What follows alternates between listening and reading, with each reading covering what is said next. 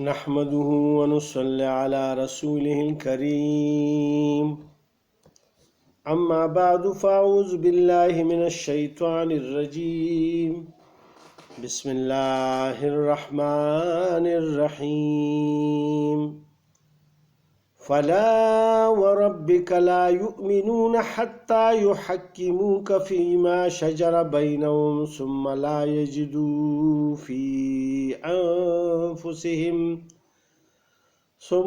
يجدوا في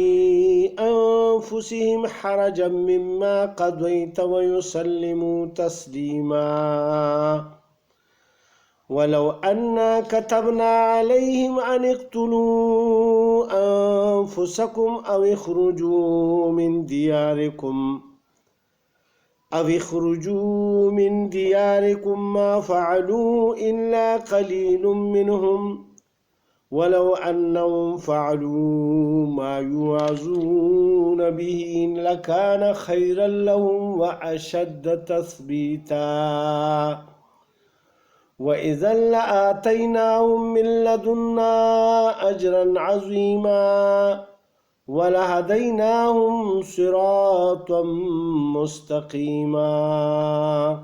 صدق اللہ العظیم۔ السلام علیکم میرے بھائی اور بہنوں، آج اللہ سبحانہ و تعالی کی توفیق اور طاقت سے ہم سورہ نساء کی 65ویں آیت شروع کر رہے ہیں۔ اس کا یہ ترجمہ اور تفسیر بیان کریں گے۔ اللہ سبحانہ و تعالی مجھے صحیح بیان کرنے اور پھر عمل کرنے کی توفیق عطا فرمائے اور آپ کو بھی۔ اللہ سبحانہ و تعالی ان آیات میں فرماتے ہیں فلا وربک، سو قسم ہے تیرے رب کی، لا یؤمنون حتی یحکموک، کہ وہ مومن نہ ہوں گے یہاں تک کہ آپ کو ہی منصف جانے، فیما شجر بینہم، اس جھگڑے میں جو ان میں اٹھے، ثم لا یجدوا فی انفسہم حرجا، پھر نہ پائیں اپنے جی میں تنگی، مما قضیتا، تیرے فیصلہ سے، ویسلموا تسلیما، اور قبول کرے خوشی سے۔ یہ ہدایات دی جا رہی ہے مومنوں کو، یعنی جو فیصلہ بھی آپ فرمائیں تو اس پر یہ منوعاً عمل کرے اور دل میں اس کے لیے تنگی محسوس نہ کرے، اور اگر ایسا ہو تو یہ منافقت کی نشانی ہے۔ لہٰذا اگر کوئی منافق بھی ہے اور وہ توبہ کر لے، اس سے پہلے اللہ پاک نے فرما دیا کہ یہ اگر استغفار مانگتے اور رسول پاک صلی اللہ علیہ وسلم کو بھی کہہ دیتے کہ ہمارے لیے استغفار اللہ سے مانگے، تو اللہ سبحانہ و تعالی توبہ قبول کرنے والے اور رحم کرنے والے ہیں۔ تو رسول پاک صلی اللہ علیہ وسلم کے فیصلوں سے یا اس کو بہت سخت گردان کے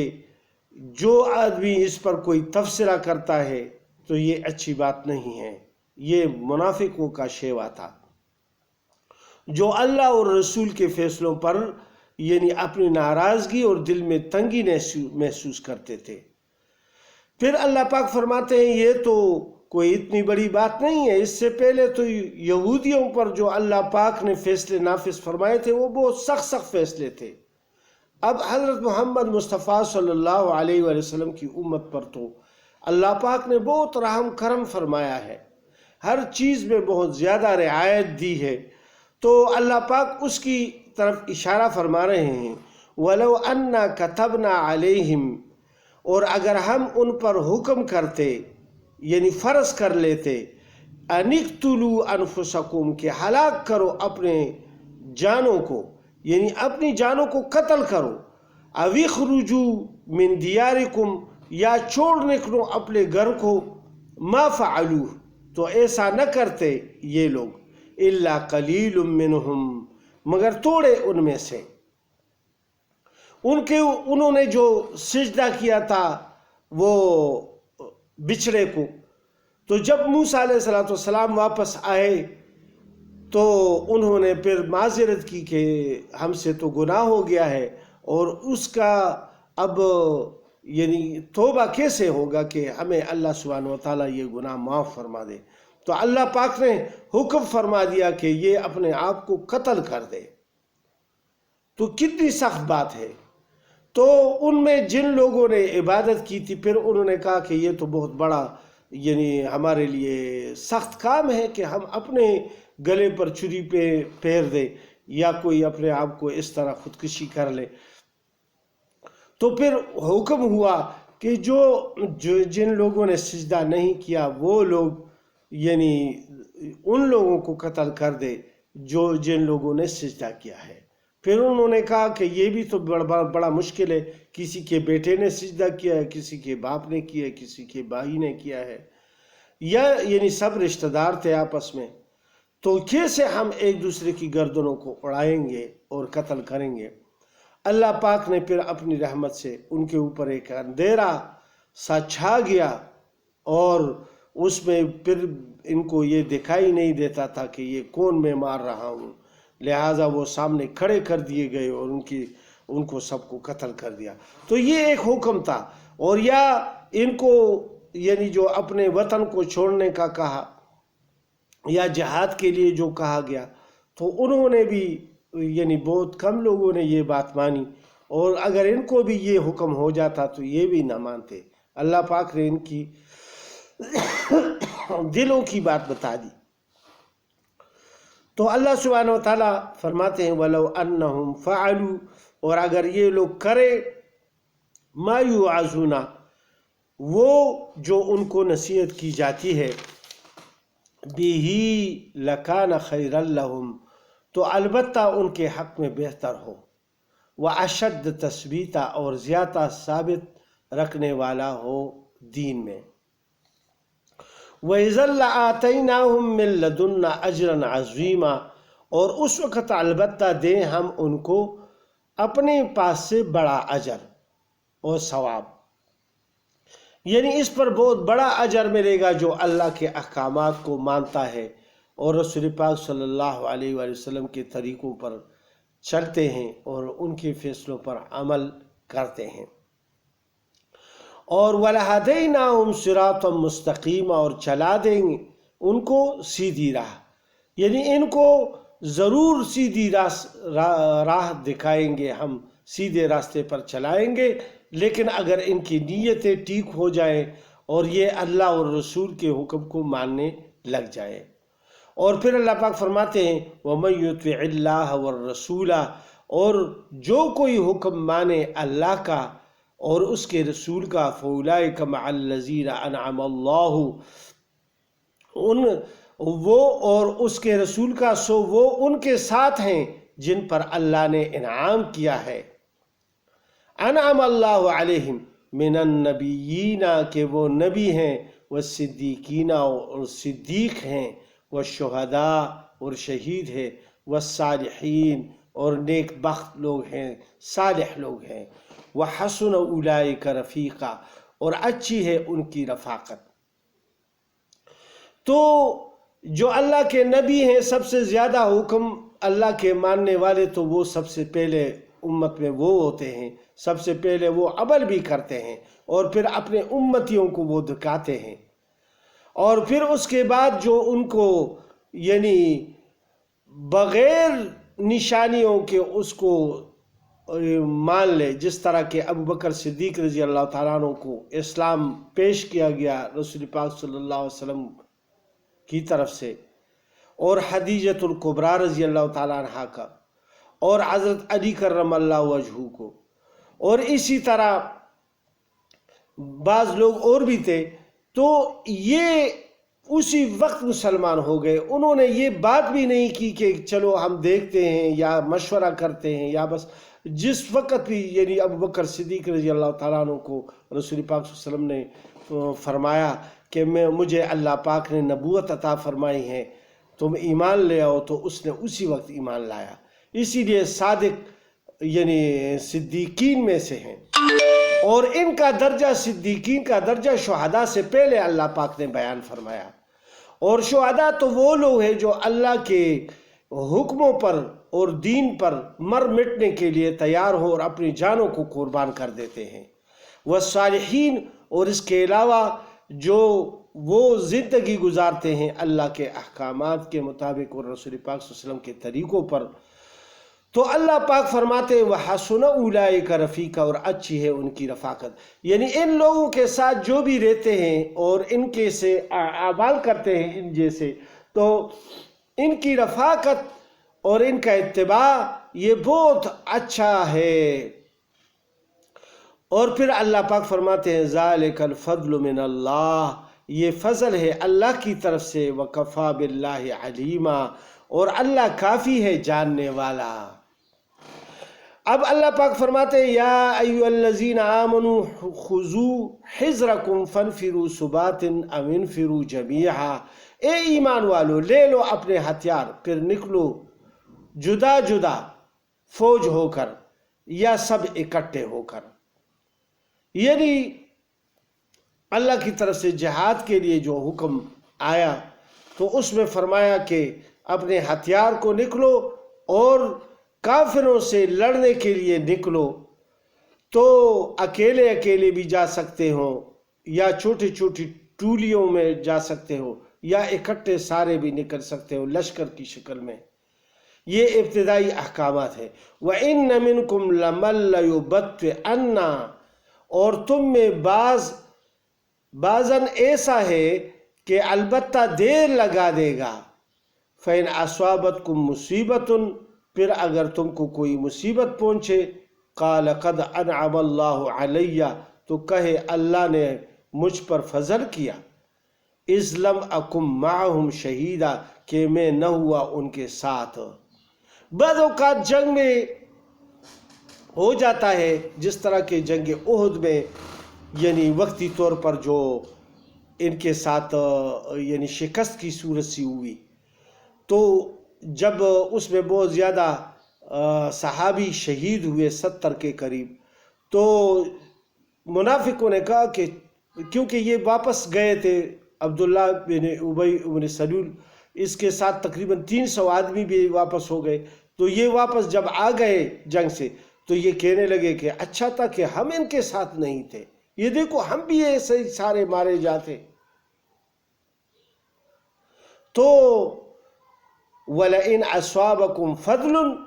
اور اگر تم کو پہنچا فضل اللہ کا، من اللہ اللہ کی طرف سے، لَيَقُولَنَّ كَأَن لَّمْ تَكُن بَيْنَكُمْ،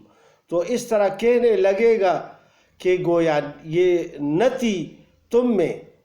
وَبَيْنَهُ مَوَدَّةٌ، اور اس میں کچھ دوستی، یا لیتنی کنت معہم، اے کاش کہ میں ہوتا ان کے ساتھ، فافوز فوزا عظیما، تو پاتا بڑی مراد۔ جب کوئی لشکر جاتا اور اس میں بڑا مال غنیمت آ جاتا اور اس میں دقت بھی کم ہوتی، تو یہ ایسے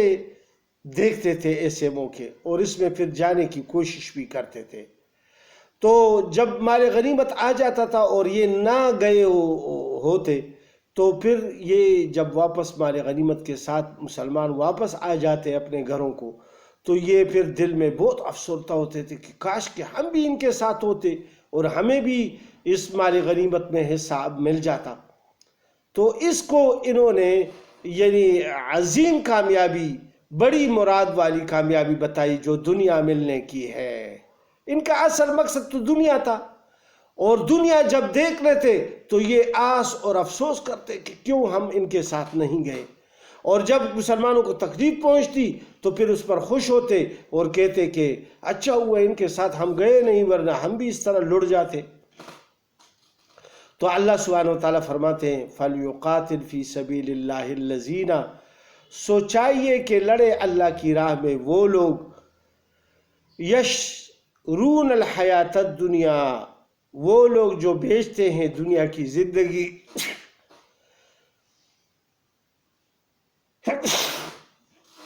الحمدللہ، یشرون الحیات الدنیا، جو بیچتے ہیں دنیا کی زندگی، بالآخرہ، آخرت کے بدلے، ومن یقاتل فی سبیل اللہ، اور جو کوئی لڑے اللہ کی راہ میں، فیقتل او یغلب، پھر اگر مارا جائے یا غالب ہوئے، فسوف نؤتیہ اجرا عظیما، تو ہم دیں گے اس کو جلد ہی بڑا ثواب۔ جو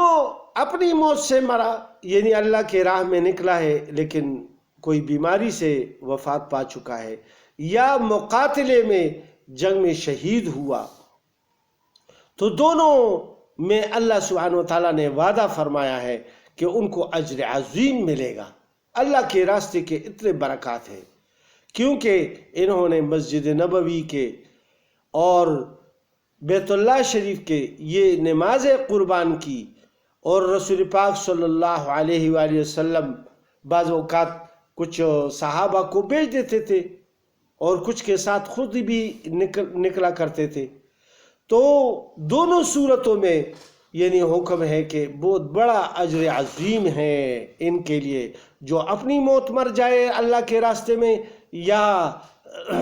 لڑائی میں یعنی قتل ہو جائے، شہید ہو جائے۔ اور اللہ پاک پھر فرماتے ہیں وَمَا لَكُمْ لَا تُقَاتِلُونَ فِي سَبِيلِ اللَّهِ،